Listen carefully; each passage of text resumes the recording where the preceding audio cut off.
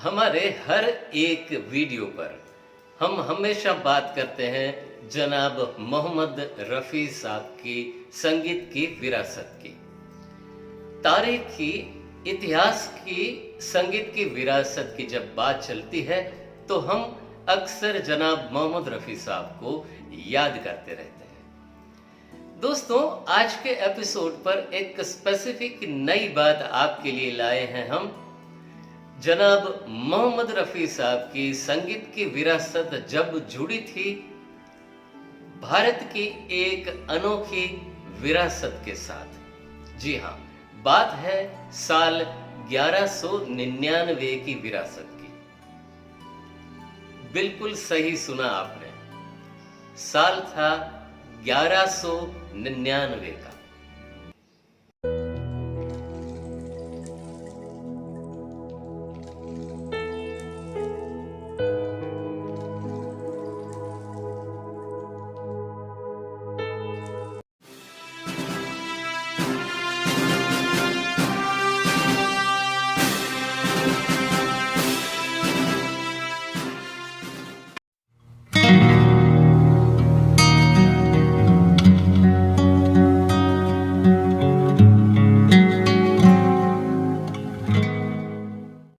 भारत के western zone के गुजरात, कच्छ, भुज से दिल तक जेडी चैनल पर मैं जितेश दवे आप सभी दोस्तों को नमस्कार, सत श्री अकाल, आदाब। दोस्तों, जैसा कि आपने हमारे आज के थंबनेल पर देखा होगा कि जनाब मोहम्मद रफ़ी साहब की संगीत की विरासत जब जुड़ी थी साल 1199 की भारत की एक वैश्विक धरोहर वर्ल्ड हेरिटेज जैसी विरासत के साथ।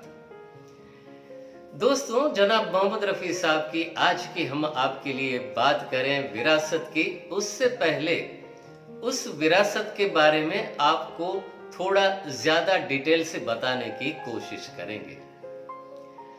बात करनी है एक ऐसी वर्ल्ड हेरिटेज वैश्विक धरोहर जो भारत में आज भी कायम है।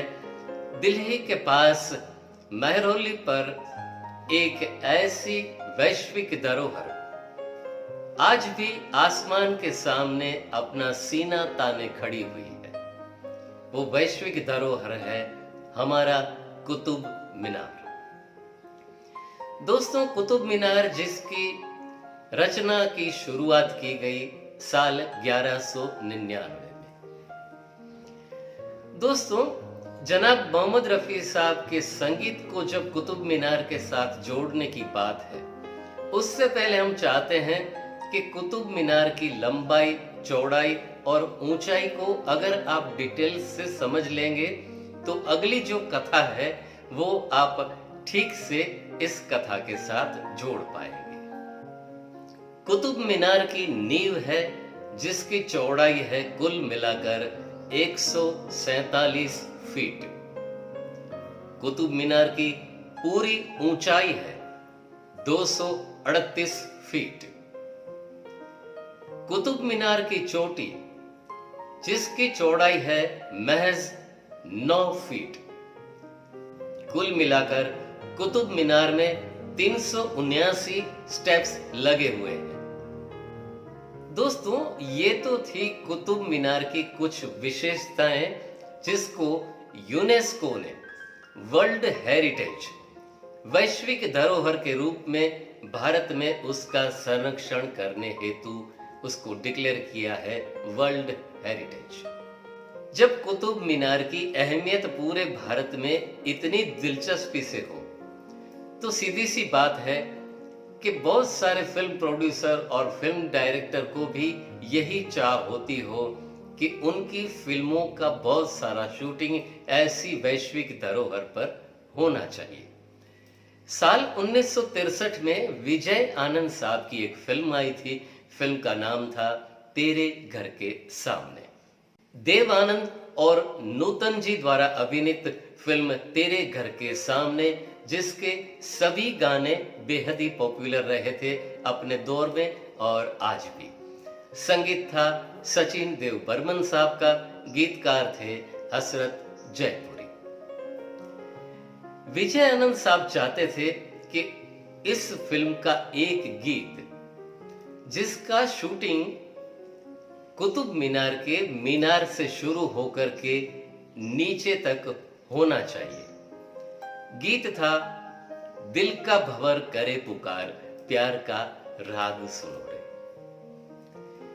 जब शूटिंग की पूरी तैयारियां मुकम्मल हो चुकी और जब कुतुब मीनार पर इसके सेट लगाने की शुरुआत करने की कोशिश की गई, तब विजय आनंद जी और देव आनंद साहब को पता चला कि उस दौर में बड़े बड़े कैमरास, उनकी ट्रॉलीज, लाइट्स के रिफ्लेक्टर्स और लाइटिंग अरेंजमेंट जो किसी भी तरह से कुतुब मीनार की चोटी की बादान पर जो उनका साइज है सिर्फ महज 9 फीट, उसमें किसी तरह से इस बड़ी ट्रॉलीज को और कैमरास को फिट करना बिल्कुल ही मुमकिन नहीं था।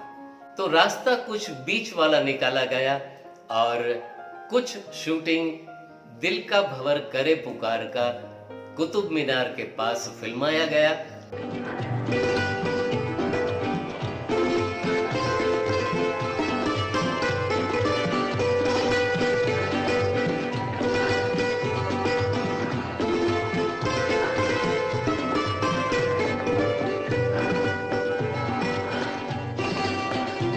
आपने भी आज हमें आसमान पर ला बैठाया। देख लीजिए,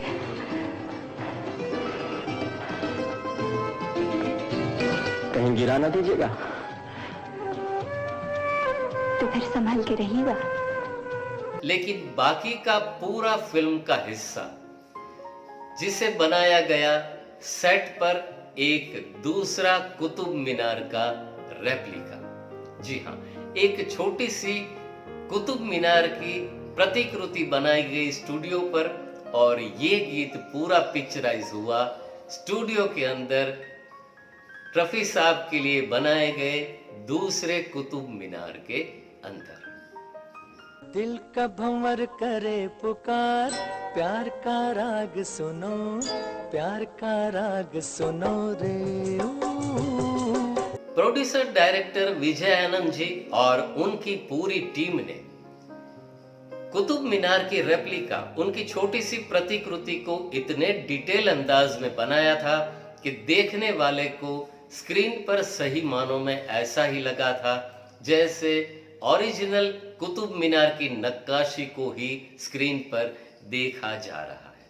दोस्तों, ये था जनाब मोहम्मद रफी साहब की संगीत की विरासत को साल 1199 की भारत की विरासत के साथ जोड़ने का एक सही किस्सा। आज के एपिसोड पर सिर्फ इतना ही। मिलेंगे अगले एपिसोड पर, याद करेंगे जनाब मोहम्मद रफी साहब की सुनहरी यादों को। इसी के साथ ही आज का एपिसोड यहीं पर संपन्न करते हैं। Bye bye, take care, save water, save our mother earth.